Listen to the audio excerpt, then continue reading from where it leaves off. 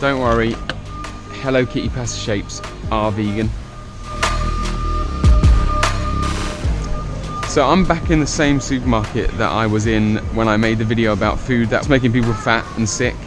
And I didn't want to make just a negative video, so I've come back to the same supermarket and I'm going to talk about the food that is going to help you live long and healthy. To be honest, it's probably going to be quite a short video because the secret is in these first three aisles, the fruit and vegetable aisles. The secret to living long and healthy is fruit and veg, is whole food.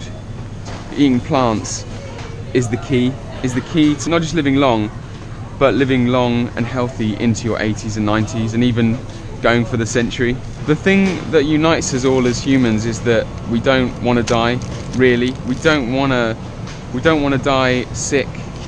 We want to live long as possible and experience life to the full. One of the cornerstones of that is the choices we make in the food that we put in our body.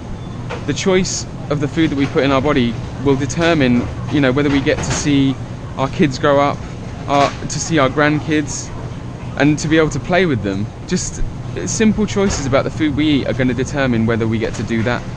The number one cause of aging is inflammation. Inflammation caused through just day-to-day living, things that you can't prevent. But through the choices in your food, you can help unburden your body and combat inflammation. All these foods here contain the right vitamins and minerals and antioxidants that are going to allow you to live long and healthy.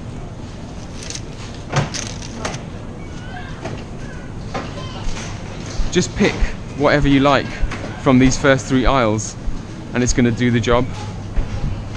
So I like to eat a lot of blueberries, not just because they're sweet and delicious, but because they are one of the most high antioxidant foods you can buy.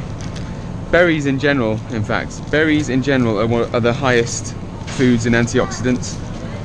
And antioxidants are going to help you combat the damage caused through just day-to-day living in your environment. So I live in a city, London, and I need to especially get my blueberries because the damage caused through pollution, the air that I breathe, high antioxidant foods like berries are going to help combat that. And at the same time, they're delicious, so why wouldn't I eat them? All fruit is grapefruit, but it's not grapefruit, these are oranges, but all fruit is grapefruit. If it's available to you, if you can afford it, then always go for the organic option. Buying a fruit as grown as naturally as possible is always going to be the better option, just to avoid pesticides, things that could actually cause inflammation in your body rather than prevent it. If you pick nothing else from your fruit and vegetable aisle, make sure you get some kale.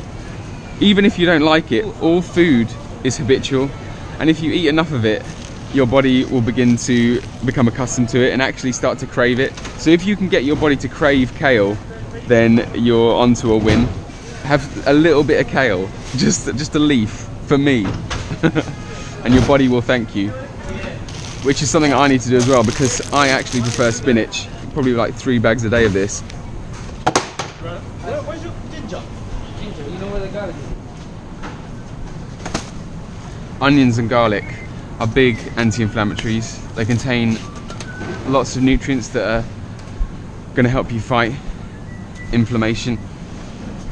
So I couldn't make this video without talking about the king of anti-inflammatories, turmeric.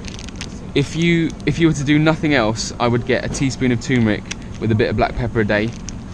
It's been shown with post-operation patients to help their recovery time from the operation. Oh, and also ginger.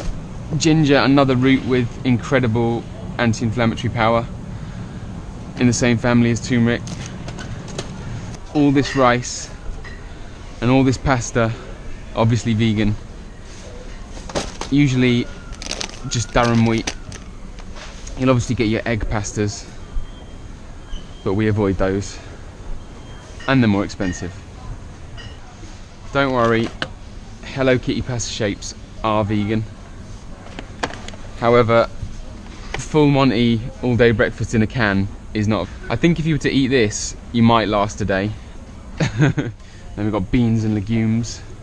Beans in general are one of the most healthy things you can eat. They just have so much in them that you need. And black beans especially are my staple. Just so versatile, go so well in so many dishes and so delicious. And also one of the most healthy things you can eat, especially organic. And look, it's so cheap, 65p. I would definitely recommend fruit juices and vegetable juices if that was all that was available to you. But if you take away nothing else from this video, it is to be getting fruits and vegetables, plants, eating plants in your diet in as whole a form as possible. But if fruit juices and vegetable juices are all that's available to you, then it's better than nothing. We want whole food.